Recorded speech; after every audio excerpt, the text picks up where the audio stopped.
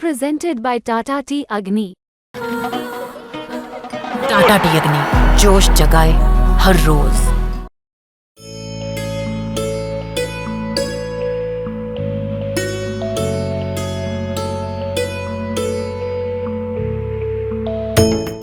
राम मंदिर का भव्य उद्घाटन हो चुका है और भगवान राम को अपना मंदिर मिल गया है। लेकिन प्राण प्रतिष्ठा के बाद लगातार राम भक्त अयोध्या पहुंच रहे हैं। लेकिन अब आलम ये है कि अयोध्या में पैर रखने तक की जगह नहीं है और भक्तों की भीड़ को संभालने के लिए एडिशनल सिक्योरिटी की जरूरत पड़ रही है। लेकिन इन सब के बीच लोग ये जानना चाहते हैं कि आखिर भगवान के दर्शन और आरती में शामिल होने के लिए आपको क्या करना होगा। तो चलिए आपको बताते हैं कि आप कैसे प्रभु राम की आरती में शामिल हो सकते हैं और आपको इसके लिए क्या करना होगा। तो चलिए सबसे पहले आपको ये बताते हैं कि एक दिन में भगवान रामलला की कितनी बार आरती होती है। जानकारी के मुताबिक मंदिर में रामलला की दिन में 3 बार आरती होती है।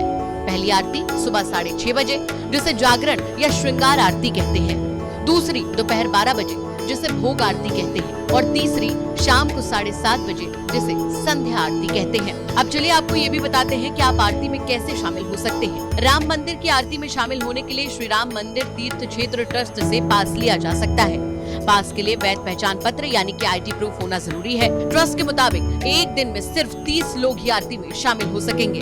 बता दें कि रिपोर्ट्स के मुताबिक भगवान राम के दर्शन के लिए अगले कुछ दिनों में करोड़ों भक्तों की जुटने की संभावना है। इसके मद्देनजर सुरक्षा बढ़ा दी गई है और एडिशनल फोर्स की भी तैनाती की गई है। सुरक्षा एजेंसियों की नजर जमीन से लेकर आसमान तक है। इसके लिए एंटी ड्रोन सिस्टम और आर्टिफिशियल इंटेलिजेंस से लैस कमांड कंट्रोल सिस्टम तैयार किए गए हैं।